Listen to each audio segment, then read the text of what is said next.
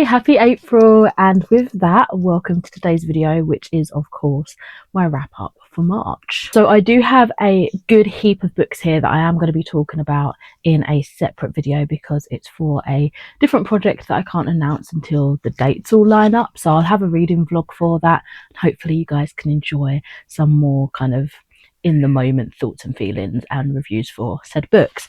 The first one of those being Death in the Arctic by Tom Hindle, which was my first Tom Hindle book, and I had a really good time. This one I gave a 3.5 out of 5 stars. For a brief blurb, we are following an aspiring travel writer called Chloe, who's invited aboard a luxury airship flying to the North Pole. I think she's just bagged the opportunity of a lifetime, but it is not long in the air when a fellow passenger is found dead under suspicious circumstances. Yeah, I actually enjoyed this much more than I was expecting. I did much prefer Chloe's POV because we do follow kind of a variety cast of characters, but I would say Chloe was one of the main protagonists in this. And yeah, I'll leave it there for my thoughts until I share that video with you.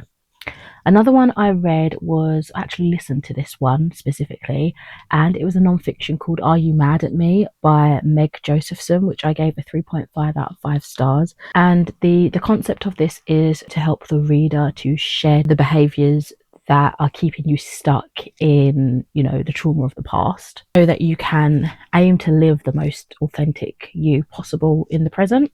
This felt, in terms of like the topic and things that we're learning about in this book, it felt very human and authentic in the telling, because I feel so oftentimes with these non-fictions it does feel a little bit robotic and not very like down to earth, I guess. I will say on the back end of that it still did have a few too many samey character studies, what do you call them, patient studies as examples rather than real solutions. Do you know what I mean? There was this whole concept of fawn state, which was news to me, and I would say that's kind of like the premise theme of this whole non-fiction book, and I found that fascinating, absolutely interesting. It's kind of an additional response to, you know, flight, fight, freeze, and then fawn, and I didn't know about that, so that was really interesting. Another book that is going to be in the vlog that I keep talking about is Caesar's Avenger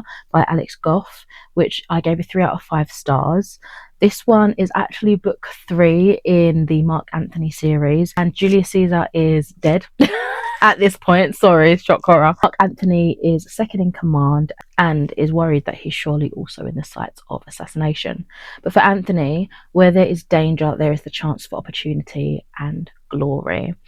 So again, I'll just leave a brief kind of thought here before I tell you more about it in the other video. But despite not reading the prior books, because I knew I wouldn't have time to pick them up in preparation for this thing that I was doing, I did get sucked into the excitement and the thrill of the battle, so it was well written, definitely, in that way.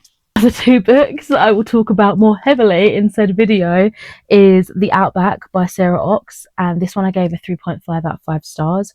Meeting a decade ago at an adventure camp in the Outback, they return for a reunion and to find out what really happened regarding 2 suspicious deaths from their original group all those years ago. Lots of fun in this, really had some in-depth characters. I love a character-driven story, and this was definitely that. We also have What We Left Unsaid by Winnie M. Lee, which I gave a 4 out of 5 stars. We are on an unexpected family road trip with 3 estranged siblings uncovering a startling family secret and larger truths about being Asian American in a post-COVID world. It was emotional. It was so moving. I have a couple of quotes here. I will read one of them here. Why not? You don't need to take on every trauma out there. Sometimes it's enough to acknowledge and listen. So true. So true. So I have a graphic novel just to break up some of the heavier reads that I had during March. This is the 6th book in the Wings of Fire series by Tui T. Sutherland, and that was Moon Rising, which I gave a 4 out of 5 stars. So this is kind of like the new arc, the new setup, new characters in the Wings of Fire series. That's how I look at it anyway. So we're following a whole new group of characters, and peace has come at last for Pyria, at least for now. We have the Jade Mountain Academy that has been set up by the original Dragonettes of the Prophecy, and Moonwatcher, our new protagonist, isn't sure how she feels about school and is hiding a secret power that she's always been told to never tell about. I really enjoyed meeting the new characters in this one, particularly Moon, who was like the main introductionary character for this new wave of stories. It was shocking and exciting and moving, just like the first series was, or the first set of books in this series was.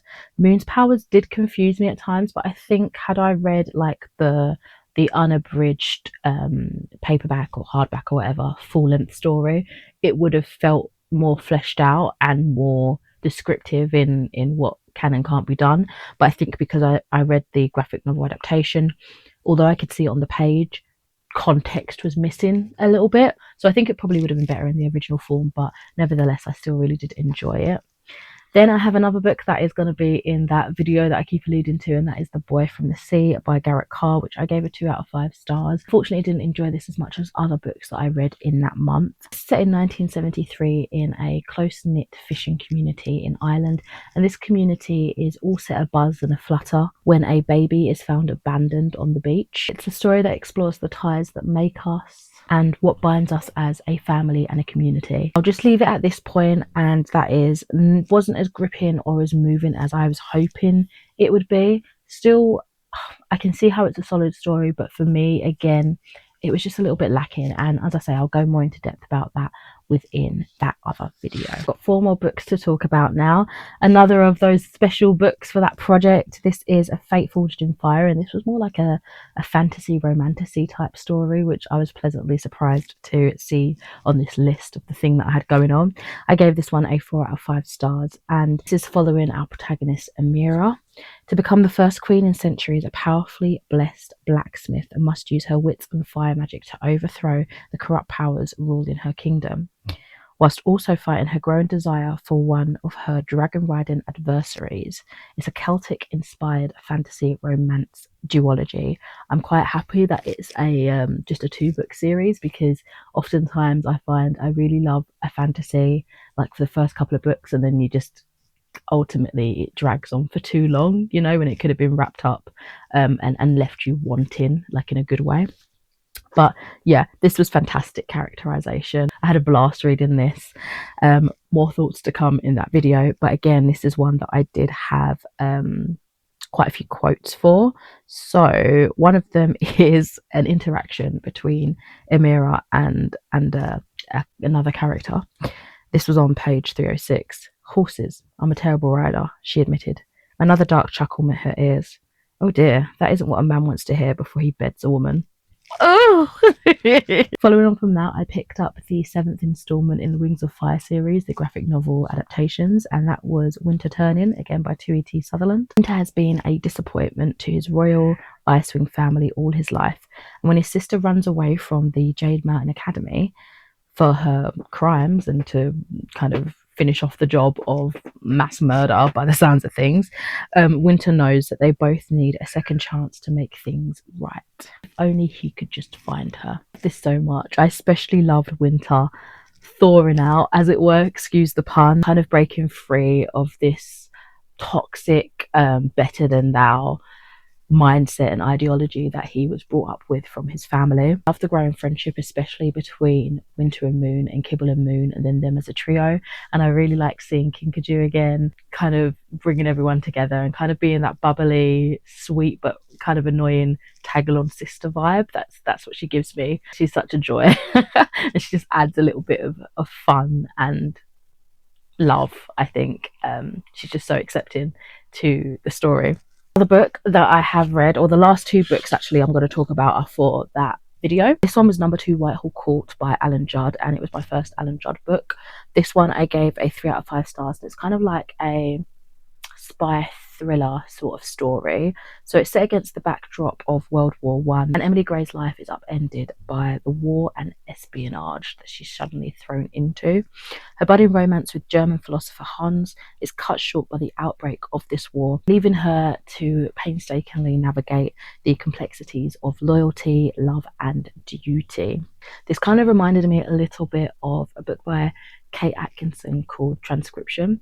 I remember picking that up years ago on a whim, I think it was. I'd never read another Kate Atkinson book before that, and I haven't picked up one since actually.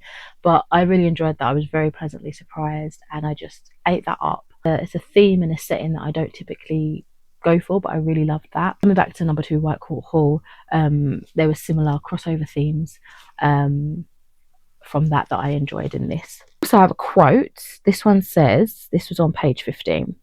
She had turned away to join her mother when it came upon her, a sudden choking spasm. She sobbed and gasped, her chest heaving. She had known it, she felt it, known it for months. It was as if grief had been accumulating silently inside her in anticipation, and now that the wait was over, it erupted overwhelmingly. That just beautifully and sadly encapsulates what grief can be. That sounds really awful because I'm smiling, but my little cat down here was like meowing at me, and I was like smiling at her whilst reading quite a tragic line. And the last book for this video is Dark Desert Road. Unfortunately, this one I gave as a DNF. I finished reading this at page 141. I just couldn't push through it anymore. This is about a fugitive, a dangerous father, and a terror cell hiding in plain sight. This is by Tim Aleph. There were a few times where I thought, right, it's turning to a point where I'm kind of getting interested, and then it would just go off again into ways that I wasn't interested about, didn't really care for. And I felt like I gave it a really good go. You know, I lasted the amount of pages that I did, and I felt like I can't push through with this because I know it's just going to be lowly rated. But yeah, I'll talk to you a little bit more again, finally, in that video that I keep alluding to. Anyway, short and sweet today. Thank you so much for watching. I hope you've had a fantastic month for March, and I'm looking forward to all the good things happening in April for you. I shall catch you in another video soon. Bye.